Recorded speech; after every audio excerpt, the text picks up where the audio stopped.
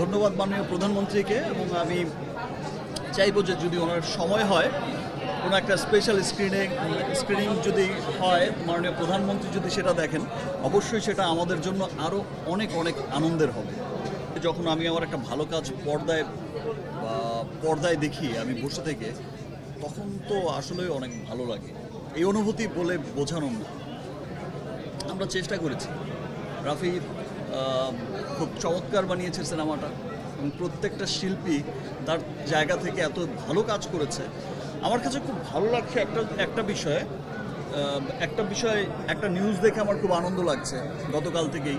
সেটা হচ্ছে যে আপনারা সবাই জানেন যে তুফান কিন্তু শুধু যে দেশে ঝড় তুলেছে ব্যাপারটা তা নয়। তুফান ঝড় কিন্তু পৃথিবীর যেই জায়গায় গেছে তুফান, আসলে এইরকমভাবে অ্যাডভান্স টিকিট বুক হওয়ার এটা নজির আর বিগত দিনে দেখা গেছে কি না আমার ঠিক জানা নেই। আমি যতটুকু জানি যে অস্ট্রেলিয়া বা আমেরিকা বা অন্যান্য বিভিন্ন জায়গায়, যেই সমস্ত জায়গায় তুফান গেছে, ইউরোপের অনেক জায়গায়, মিডল ইস্টের, এটা বহির্বিশ্বেও কিন্তু তুফান তুলেছে। সো এটা খুবই আনন্দের ব্যাপার যে যেই স্বপ্নটা আমরা সবসময় দেখে আসছি যে একদিন আমাদের সিনেমা ওয়ার্ল্ড ওয়াইড চলবে এবং অফিসিয়াল রিলিজ, ইন্টারন্যাশনালি একটা বড় জায়গায় আমরা যাব আমাদের সিনেমাকে নিয়ে।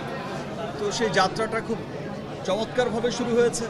স্বপ্ন যে পুরোপুরি এখন পূরণ হয়েছে আমি সেটা বলবো না, বাট আমার যেটা মনে হয় যে স্বপ্নের পথ ধরে অনেক দূর এগিয়েছি আমরা, সেই স্বপ্নের পথে অনেক দূর এগিয়েছি। এই সাফল্য আসলে বাংলাদেশের মানুষের সাফল্য। আজকে একটা সিনেমা বা আমাদের সিনেমা যদি ওয়ার্ল্ড ওয়াইড একটা চমৎকার জায়গায় গিয়ে পৌঁছায়, এই সাফল্য আসলে আমরা যারা সিনেমার সাথে যুক্ত শুধু তাদেরই নয়, এই সাফল্য আপনার আমার বাংলার সমস্ত মানুষের। দেখেন মাননীয় প্রধানমন্ত্রী কিন্তু বরাবরই কিন্তু তারা খুব সংস্কৃতিমনা। ন্যাশনাল অ্যাওয়ার্ডের এমন কোনো অনুষ্ঠান থাকে না যে তিনি আসেন না, এবং দীর্ঘ সময় তিনি বসে থাকেন, সবার সাথে কুশল বিনিময় করেন।